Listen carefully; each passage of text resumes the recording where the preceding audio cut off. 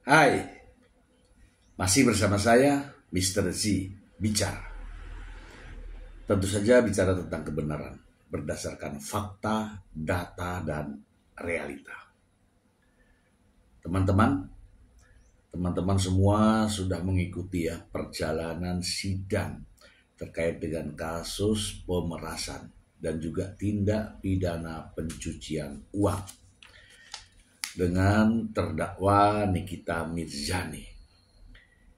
Ini menarik untuk dibahas, bukan menarik untuk dicontoh, menarik untuk dibahas ya teman-teman ya. Jadi mulai dari setiap sidang ya teman-teman, dari setiap sidang ini sudah ada 6 kali sidang ya. Dari setiap sidang itu pasti ada yang kontroversi, pasti ada kejutan, pasti ada perilaku-perilaku yang aneh di setiap sidang ya, mulai dari sidang dakwaan ya kan, kemudian pembacaan pledoi ya, kemudian ada tanggapan jaksa, kemudian eh, putusan sela, kemudian ada pemeriksaan saksi yang pertama dan saksi yang kedua pun sama. Selalu ada kejutan-kejutan. Ya pada saat pembacaan dakwaan, ya kan? Nikita Mirzani mengatakan bahwa uang sebesar 4 miliar itu sebagai uang cuma-cuma. Padahal sebelumnya dikatakan oleh Nikita Mirzani sendiri sebagai uang endorse. Lalu sang pengacara juga mengatakan bahwa itu sebagai uang kesepakatan kerja secara lisan dan diulangi lagi sebagai kesepakatan bisnis. Dari mulai pembacaan dakwaan di sidang pertama sudah banyak drama ya. Kemudian saat eksepsi, Anda lihat sendiri ya, bagaimana Nikita Mirzani mengutip ayat-ayat suci Al-Quran dan memberikan nasihat-nasihat kepada hakim tentang keadilan. Ya, dan mengatakan ya dalam eksepsi tersebut bahwa yang merasa dijebak, merasa dikriminalisasi. Sang pengacara juga mengatakan bahwa ini sebagai perkara perdata. Aduh, aneh ya. Kemudian ya saat tanggapan jaksa ya, di sana ada apa namanya, Nikita Mirzani ya, yang mengatakan menye ada. Kemudian sebelum putusan sela ada juga kejadian yang sangat mengagetkan, yaitu adanya pencabutan gugatan Wan Prestasi. Wah, makin kesini makin aneh saja kelihatan ya. Anda lihat ya, ketika saksi hadir itu meluangkan waktu untuk hadir dalam memberikan kesaksian ya. Ini pengacara dari Nikita Mirzani, dari cara bertanyanya ada nada-nada tinggi lah, seolah-olah melakukan intimidasi, dan itu di ruang sidang gitu loh. Padahal posisinya sebagai saksi. Kemudian kasus ini teman-teman, kasus ini adalah kasus pemerasan dan tindak pidana pencucian uang. Itu sebagaimana dakwaan jaksa penuntut umum. Namun pertanyaan-pertanyaan yang didalami oleh sang pengacara justru berorientasi ya pada produk. Jadi tidak relevan dengan dakwaan jaksa. Itu ya, ini saya memandangnya seperti itu. Tidak fokus pada dakwaan jaksa adanya pemerasan dan tindak pidana pencucian uang. Sampai-sampai sang pengacara ya, Anda bisa lihat bagaimana cara treatment, apa itu treatment, kemudian berkutak-katik terus di situ terkait dengan produk, apakah ini BP POM atau tidak dan sebagainya. Ini kita bisa melihat secara langsung sebenarnya lari daripada pertanyaan itu kemana. Dan di situ juga nampak ya terlihat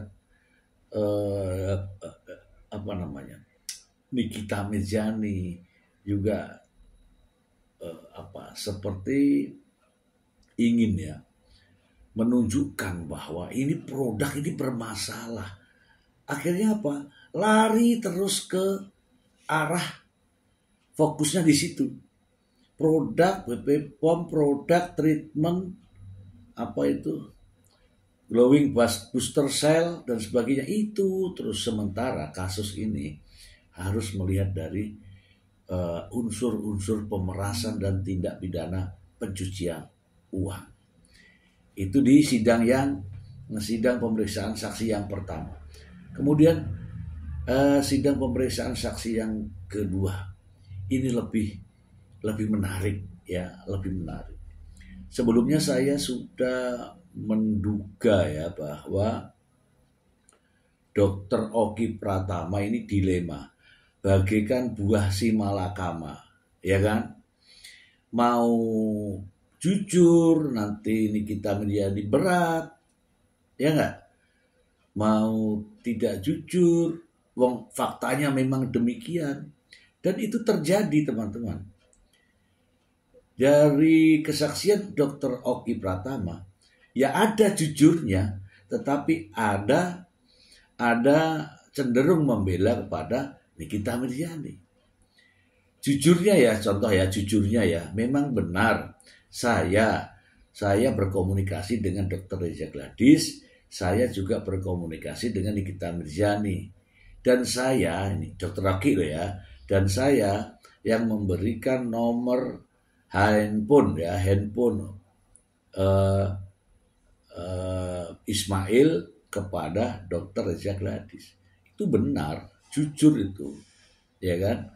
Nah, terus kemudian memang ada percakapan antara saya dengan Nikita Mirzani terkait dengan apa yang disampaikan oleh Nikita Mirzani, yaitu sudah deal 4M. Itu benar. Yang 2M ditransfer ke developer, yang 2M tunai. Dan memang ada kata-kata di situ, tagih dan sebagainya. Intinya adalah ada kejujuran,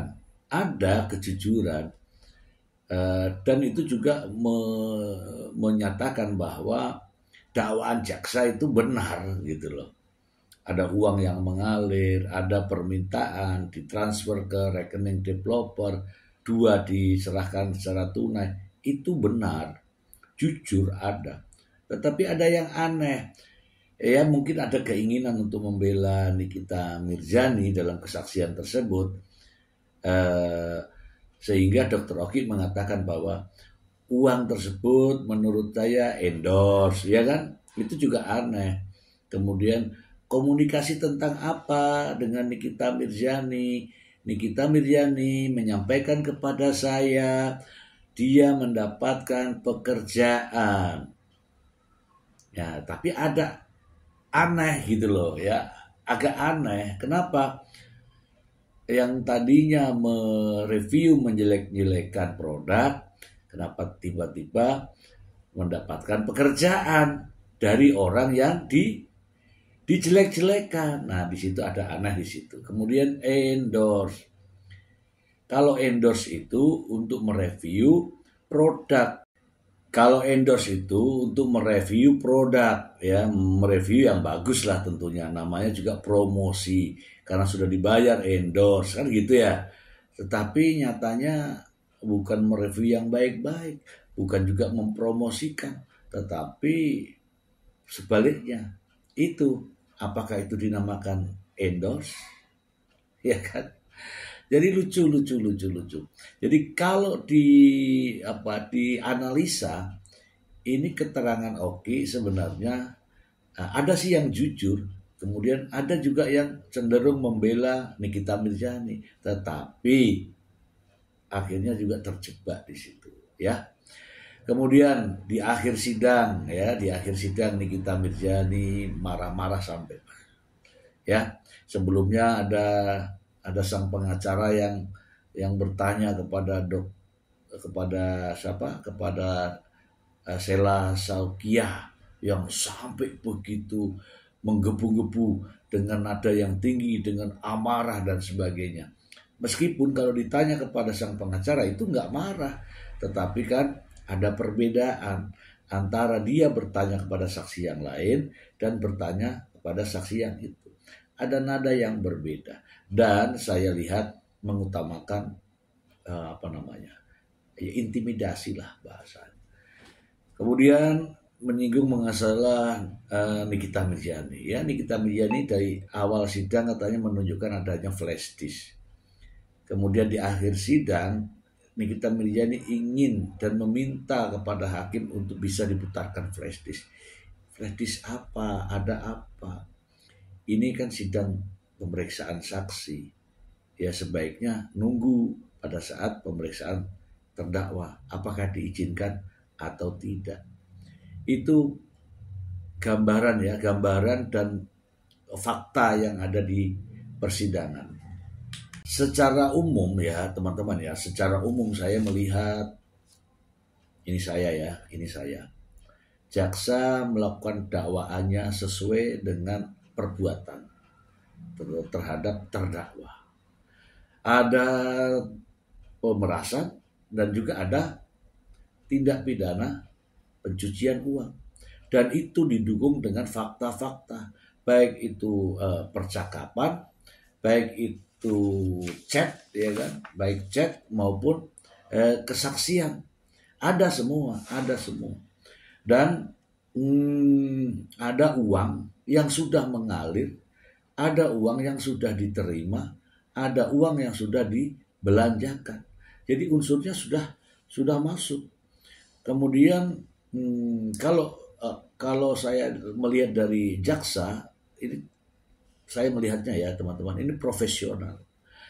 Kemudian saya melihat dari para saksi-saksi, jadi semua yang hadir di kesaksian itu semuanya sinkron ya, ada hubungan dengan tindak pidana.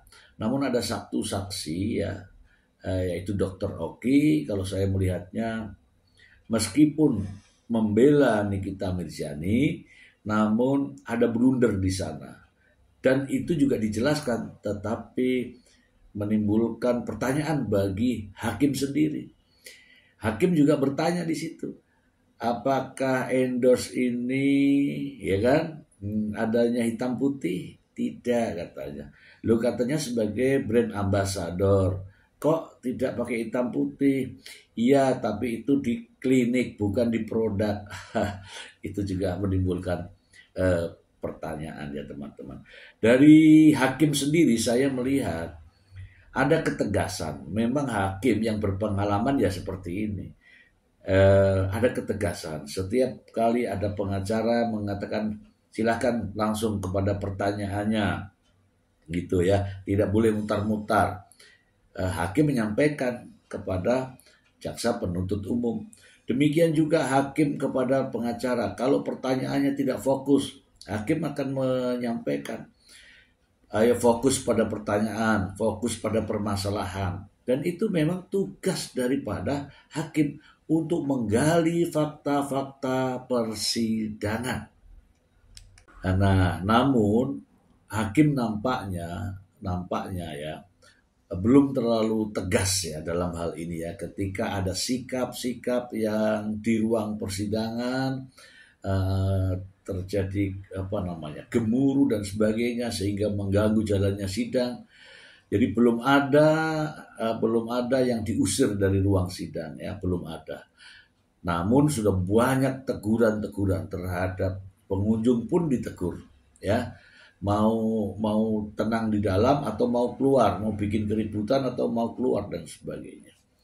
Ini analisa sederhana. Sampai di posisi saat ini saya melihat dakwaan jaksa dengan adanya saksi-saksi ini masih ada konektivitas ya, masih ada hubungan, masih ada pembuktian yang nampak jelas ya, dengan dakwaan jaksa tindak pidana pemerasan dan pencucian uang yang didukung oleh saksi-saksi yang sudah dipanggil ya. Sampai di sini ya, sampai di sini artinya apa? Kita sudah bisa menyimpulkan bahwa dakwaan jaksa itu benar adanya. Saya belum melihat bagaimana pengacara memberikan kejutan dengan pertanyaan-pertanyaannya untuk menangkal dakwaan jaksa. Saya belum melihat. Yang ada hanya berkutat pada produk. Ada saya lihat ya, produk BP POM, kemudian terdaftar atau tidak, kemudian hal-hal lain yang tentu saja tidak memiliki hubungan ya, tidak memiliki nilai kesaksian untuk membantah adanya kasus pemerasan dan tindak pidana pencucian uang. Sampai detik ini saya belum melihat upaya-upaya yang begitu gigih ya dari sang pengacara. Saya terkadang melihat bahwa amunisi pertanyaannya itu sampai habis. Dan itulah ya yang saya bisa sampaikan dari analisa sederhana ini dari awal persidangan hingga kemarin. Itulah yang saya bisa sampaikan. Jadi jaksa masih memegang betul dakwaannya, yaitu adanya pemerasan dan tindak pidana pencucian uang. Sementara pengacara belum mampu membantah dengan kejadian tersebut. Masih berkutak-katik bagaimana cari pertanyaan yang tepat.